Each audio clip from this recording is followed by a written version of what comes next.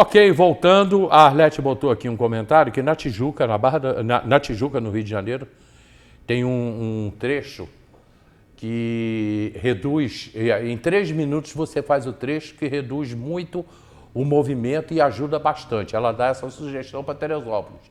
Então seria a gente passar pela Tijuca, no Rio de Janeiro. Aí eu não entendi muito o que ela botou aqui. Na São Pena tem umas ruas fechadas ali de comércio. Bom, receptadoras presas, que o incidente botou ali agora. Eu quero entrar no assunto de segurança, porque Teresópolis essa semana saiu como uma semana passada, uma das cidades mais seguras do Brasil, né?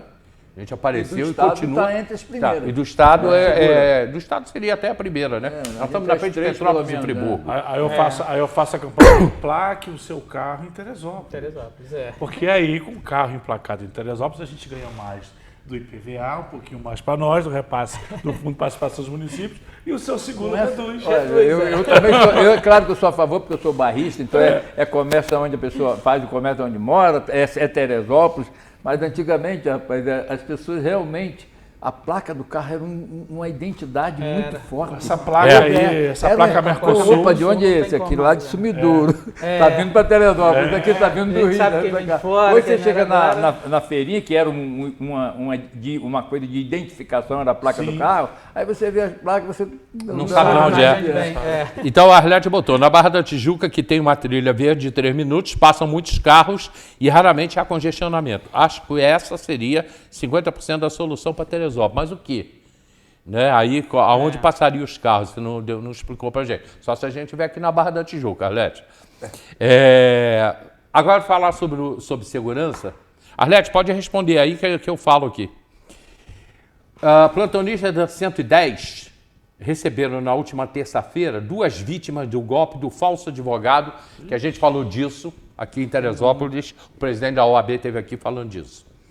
Onde os estelionatários se passam pelos representantes legais e informam que as pessoas têm direito a receber o valor de um processo, mas que para tal precisam pagar as custas judiciais.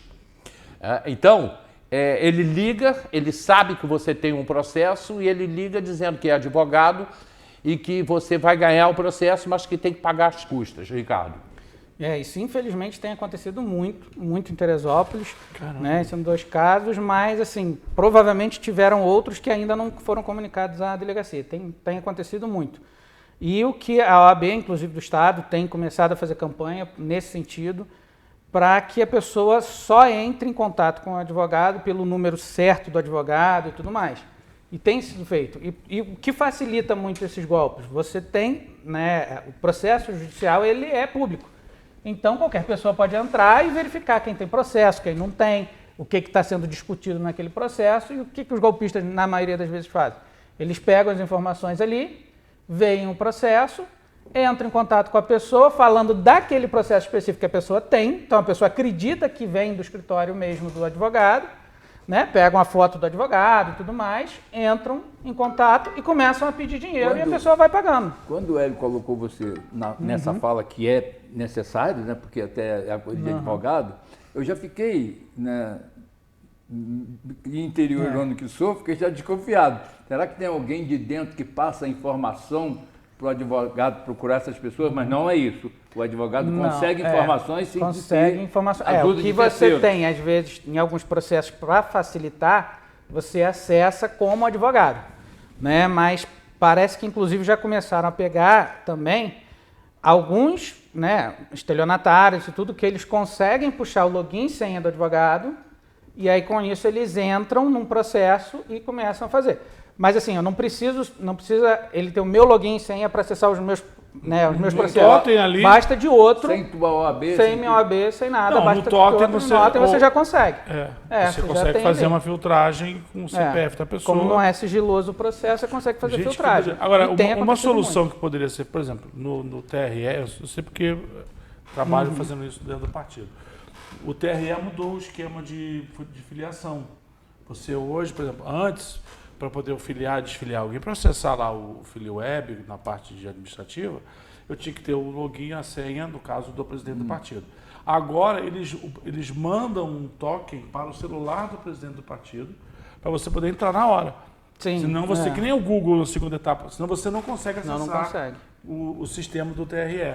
Talvez possa ser uma A ideia. Justiça Federal começou também a aplicar Talvez isso, seja uma mas ideia, porque assim, autenticador. eu entro lá com o seu OAB, né? Tive acesso, de alguma forma tive acesso à sua senha, entro com o seu OAB lá, né? Na hora que eu entrar, o sistema, por exemplo, o que está perguntando sobre esse sistema, né? E aí ele manda uma autenticação para o seu celular, e aí, se o cara estiver usando o OAB de alguém, não está com o celular da pessoa, não vai conseguir configurar, e aí vai dar um alerta que o próprio sistema já, estão tentando invadir, estão tentando usar, aí até avisa. Já para avisar o advogado. Eu acho que tem hoje. Tentando fazer agora, isso. então, eu só não entendi isso, Ricardo. Porque eu entendi que é igual o Farias, eu entendi. Alguém vai lá e pega a informação. Mas não, o cara se faz representante do advogado da parte. Da parte. Pô, então é um Ele entra estelionato duplo mesmo, né? Sim, o Ele tá advogado sofre estelionato e a parte Cara, o também. advogado Os estelionatados Também. se passam Só ele é pelos vítima. representantes legais. São representantes legais do escritório, do advogado. Abusado mesmo, hein? Nesse primeiro caso aqui, ela perdeu R$ 7.762. Caramba! Num Tem processo caso que a de gente 54 mil. fazendo no escritório que a pessoa possibilidade perdeu de 50 mil. recuperar. Nenhuma ou tem? Tem. Tem muitos casos pelo próprio, não de recuperar dessa pessoa, mas muitas vezes você verifica que o sistema do banco também facilitou. E aí o banco começa a ser responsabilizado. A tal Porque da às vezes, responsabilidade civil por exemplo, solidária. teve um caso que chegou lá no escritório mesmo, que era uma empresa, uma instituição financeira, que permitiu, em 24 horas, que diversas chaves Pix fossem criadas por uma mesma pessoa. Então o sistema dela falhou, e aí ela tem que responder por isso. Aí ela acaba sendo que, também é vítima, claro, mas acaba tendo que responder porque o sistema dela não é seguro. Bom, a 110 e a Polícia Militar estão em cima disso. Agora vamos para um segundo caso. Começou a acontecer em Teresópolis roubos de celular em ponto de ônibus e uma dupla de motoqueiros estavam fazendo isso. Eu falei aqui logo que esse fato aconteceu, eu falei, eu dou 3, 4 dias para a polícia prender. Já foram presos, a polícia já identificou. Porque agora tem câmera em tudo quanto é lugar. Mesmo de capacete, a polícia consegue identificar. Isso eu acho legal, assim, eu gosto muito de falar uma coisa para as pessoas. Deixa eu só fechar e eu volto a você. E aí, a polícia um fugiu pelo Meudon, pela mata do Meudon, mas o outro foi preso e apreenderam a moto que também tinha sido roubada. E agora, 2 moradoras do Meudon estavam comprando os celulares roubados por 2 ladrões motoqueiros e elas foram detidas e levaram para 110. Ou seja, a polícia já chegou também ao receptador, às receptadoras. Tá ali as 2 sendo detidas. Tá? Elas estavam comprando os celulares, os bandidos já foram presos e as receptadoras também. E aí, pegando os 2 casos, né, e mais a grande apreensão de drogas em Teresópolis, que acontece todos os dias, mostra que a nossa cidade está segura. Eu digo sempre assim, em Teresópolis tem noticiário criminal, né? Tem noticiário criminal, mas com 2 diferenças. Primeiro que você torce não sai sangue, quase não tem homicídio. E segundo, toda notícia de algum tipo de crime, de qualquer que seja, sempre chega ao final, foram presos, foram capturados, que você não tem em outras cidades. E aí eu pergunto para as pessoas, e aí eu faço para o nosso ouvinte, o que tem de diferente? Porque a execução do processo penal, né, o braço executório é a Polícia Civil e a Polícia Militar. Sim. A Guarda Municipal entra no suporte, com a K9. Eles conseguem prender, eles conseguem capturar. É o mesmo salário pago policial que está lá em Duque de Caxias, que está em Itaperuna, que está em Campos de Goytacazes, que está em Angra dos Reis. Tem um índice de violência absurdo. O que tem de diferente?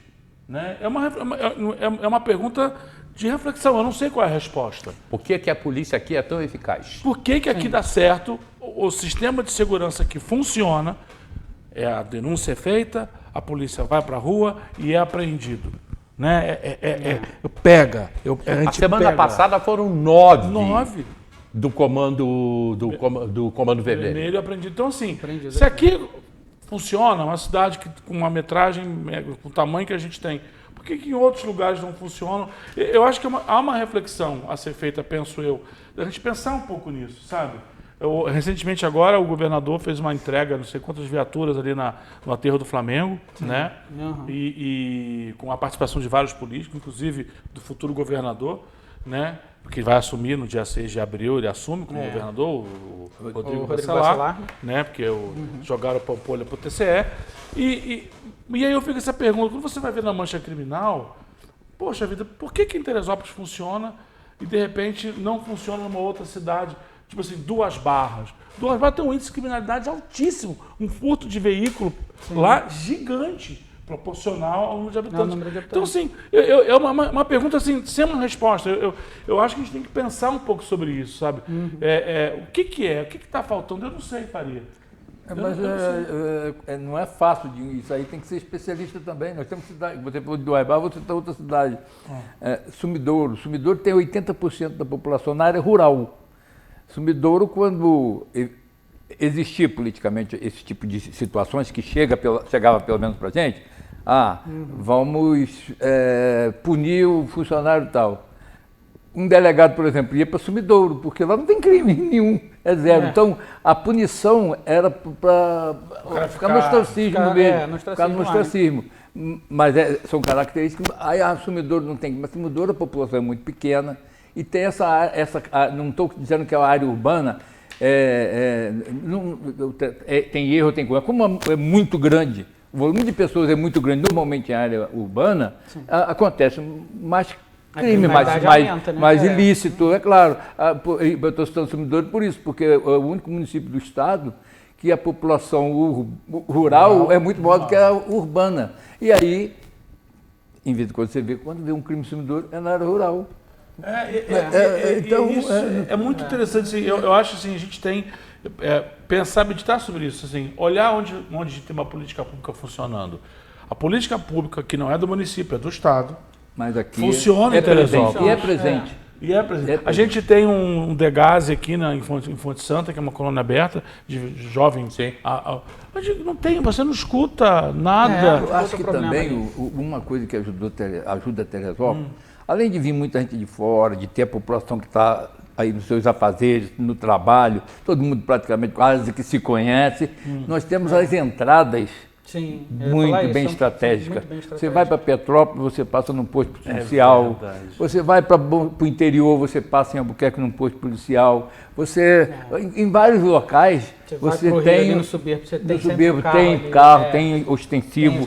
Então isso eu sei que fazem blitz periodicamente. Eu sei que o tráfico, em vez em quando, burla esse sistema, mas ele corre muito risco de ser pego, porque é uma cidade estrategicamente não é difícil de fazer essa e você vê, às vezes eu vou nessa de carro, mas por que só na volta aqui eu nunca vi uma blitz saindo, mas saindo, vai para aqui, não tá levando nada para errado, aqui não produz coisas erradas para você levar. Então, mas consome coisas. Aí, então, na chegada da cidade, a fiscalização é mais. Eu penso assim, eu acho que Teresópolis tem uma população que, apesar de todos os problemas de educação que nós vivemos, tem uma população que respeita e acredita nas instituições de Estado, na polícia, no bombeiro. Crime ambiental aqui é denunciado rapidinho. Então, assim, eu acho que isso é uma diferença eu acho que esse é um valor do teresopolitano.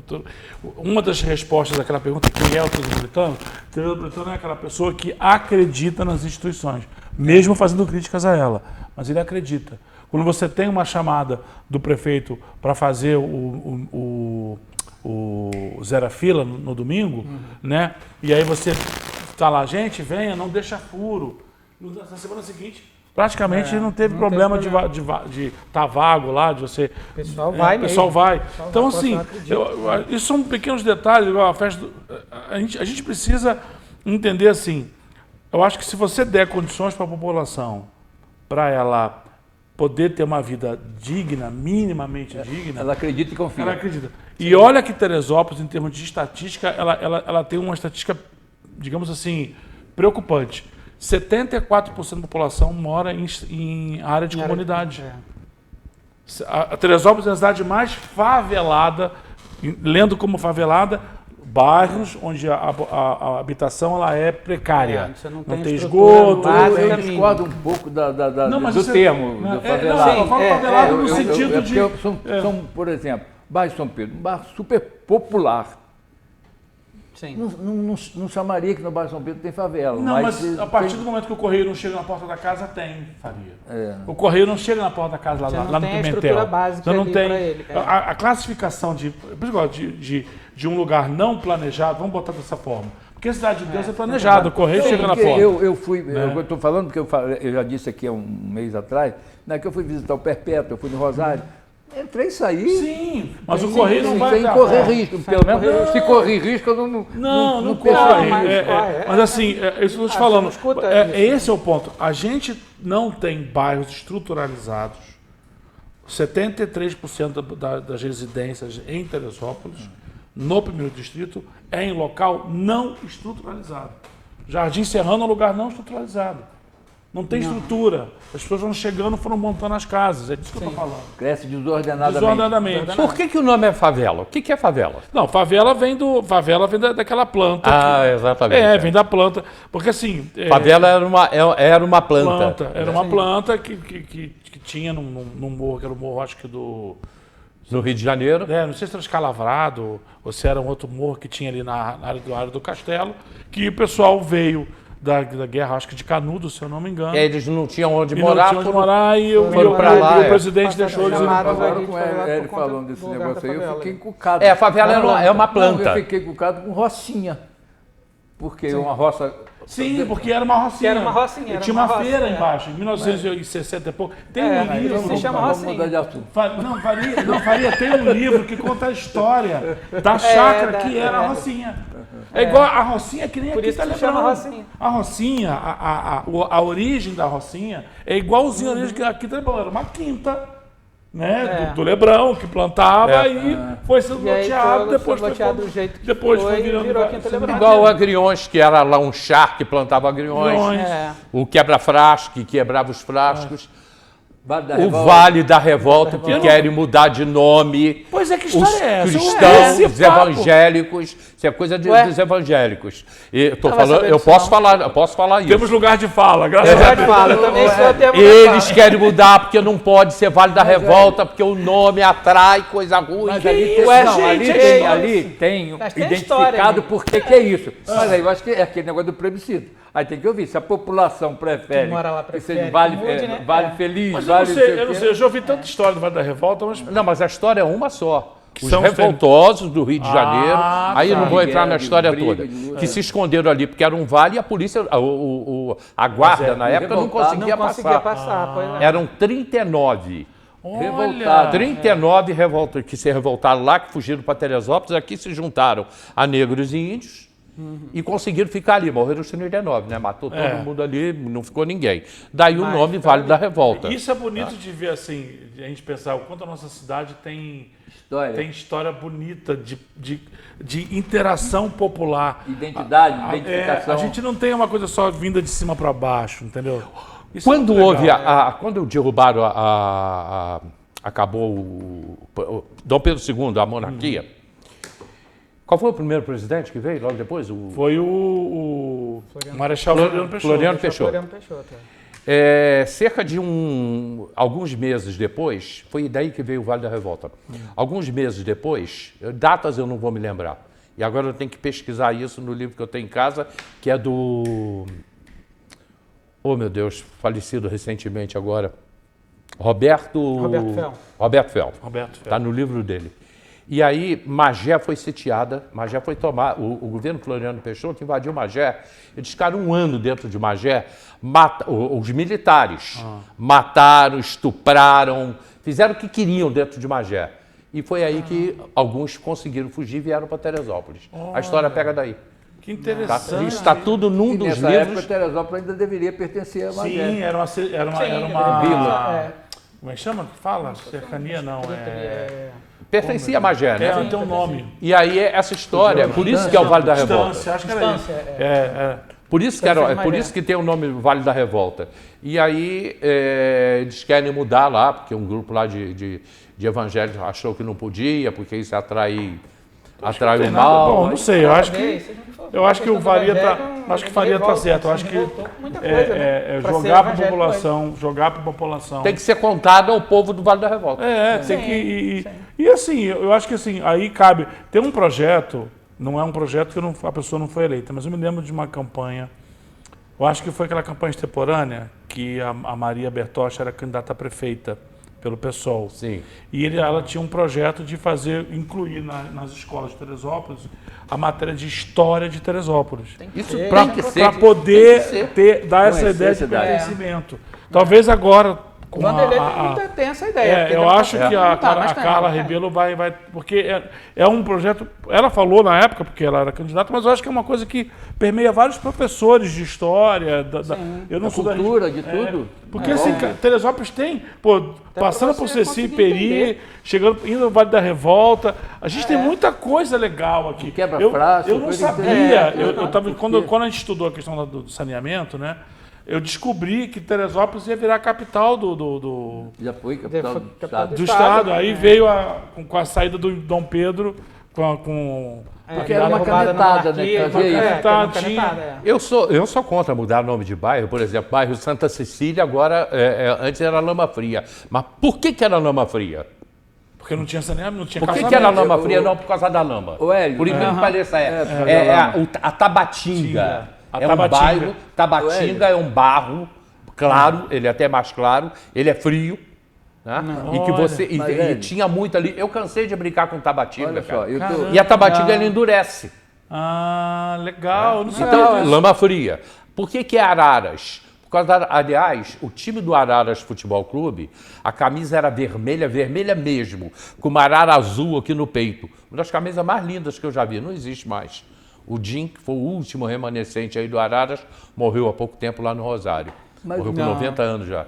Hélio, Essas coisas têm que ser essa contadas. situação, por exemplo, eu fui autor de uma lei que mudou o nome de uma localidade. Mas foi, assim, intensamente discutida pelos moradores. Associação de moradores sentaram, discutiram, fizeram reunião, eu participei, Esse nome tem discutindo, o porquê escolheram disso, né? entre eles o nome, Aí porque é, o local, hoje a agricultura, isso evoluiu muito, o beneficiamento, cada um seu golpão, lá tem a embalagem com o nome do local. Né? Se é Vieira, se é Mota, tem essa... A da água lá no Vale é, Alpino. é isso que eu quero colocar. Vale Alpino, Aí lá né? abriu, além desse endereço que tem que colocar na embalagem, estava se abrindo uma fábrica de picolé e a fábrica de água na região de Córrego Sujo. O proprietário conversou com a comunidade e a comunidade se organizou. O doutor Elísio Curvo, deputado federal, participou, porque ele era um legislador na época, deputado federal. Eu participei como vereador e presidente da Câmara da discussão e eles deram o nome de mudar para o Córrego Sujo para Vale Alpino. Deu certo, fizemos a votação na Câmara, passou, o prefeito promulgou e a presidente da associação da época, a Raquel, era muito presente. Ela foi no cartório e disse, não existe mais Córrego Sujo. Fez a escritura Vale Alpino. Foi na empresa de ônibus, aqui não é mais Córrego Sujo, troca para Vale Alpino. E foi na empresa de luz, foi na de água, e fez esse trabalho. E aí hoje, eu assim, até quando converso com algumas pessoas, e tu está morando onde? Ainda continua no Vale Alpino. Quer dizer, é um negócio que é claro que eu achei que ia demorar mais de 30 anos, menos de 10 houve essa identidade. Tinha morador que não queria pagar raríssimo, mas tinha, que não queria pagar e xingava o motor de ônibus, porque não, tá aí Vale Alpino, eu moro em Córrego Sul. Tinha essa pessoa que falava do Aqui, ônibus. eu não tenho mais tempo, deixa eu só fazer um registro aqui do cadê? Espera aí que eu me perdi aqui. Bom dia, meu amigo. É Humberto Paim. Advogado, né? É advogado, gente boa. Bom demais. dia, meu amigo. Assistindo o programa, uma opção boa para a rua Francisco Sá seria fazer uma rua no meio do calçadão para passagem de apenas um carro, com alguns recuos apenas para embarque e desembarque, sendo que a rua seria um calçamento em paralelepípedo e com quebra-molas largos na altura da calçada, pintado com faixa de pedestres. Claro que a velocidade seria reduzida para 20 km. Um abraço, Humberto Paim. Obrigado aí pela participação no programa. E esse debate continua, porque isso aí a gente ainda vai falar mais de Calçada da Fama. Mas muito obrigado à participação das pessoas sempre aqui no programa, que isso engrandece cada vez mais tanta gente participando do programa. Faria, obrigado. Obrigado, Hélio. Obrigado, cara. E Marcão. Você tem Bom final de compromisso para semana a domingo? todos. Domingo? Eu vou na festa do Pocã, você vai? Onde eu devo passar por lá. Eu, sim, domingo eu já Aliás, tem já uma conversei em excursão casa. que eles vão fazer Essa lá. excursão eu já não, fiz. para.